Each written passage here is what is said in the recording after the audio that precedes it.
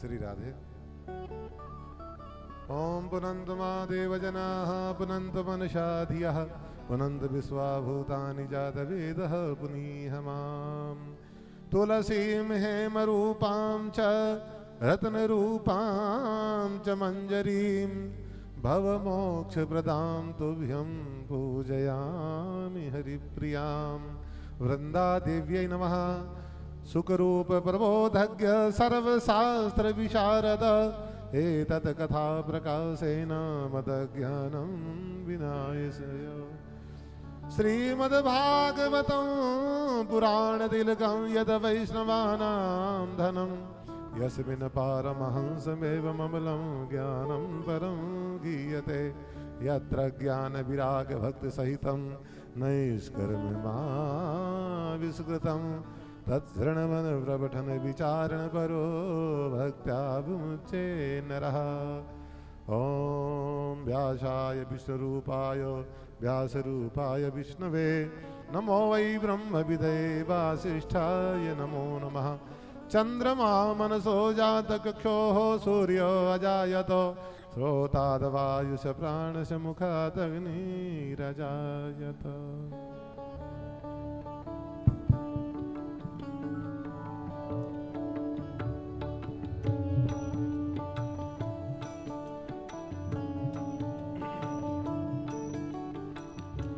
आरतीयते पावन पुराण के आरतीयते पावन पुराण के धर्म भक्ति विज्ञान खान के धर्म भक्ति विज्ञान खान के महापुराण भागवत निर्मल महापुराण भागवत निर्मल सुखमुख विगलित निगम कल्प फल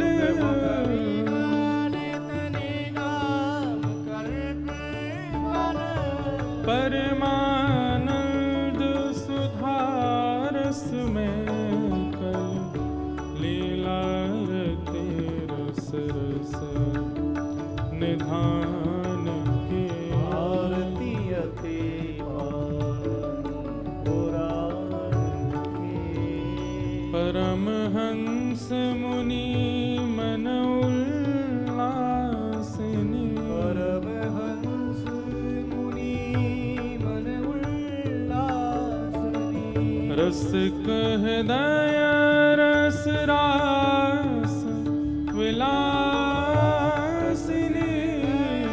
रस रास विलासिनी भुक्ति मुक्ति रति प्रेम सुदासन कथा किंचन प्रिय सुजान के आरतीयते धर्म भक्ति विज्ञान खान के आरतीयते आरतीयते आरतीयते पावन पुराण के ओम जलेन शीतलीकरणं पुष्पै देवाभिवन्दनम् आरोग्यार्थे आत्माभिवन्दनं मन्त्रपुष्पाञ्जलिं हरिः ओम।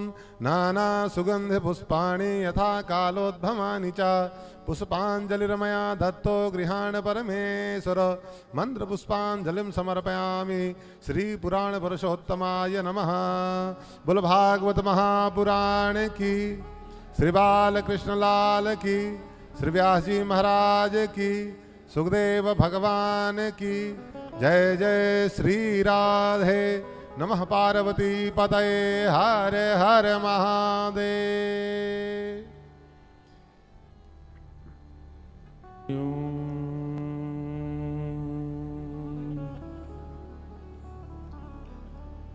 श्रीमते रामानुजाय नमः।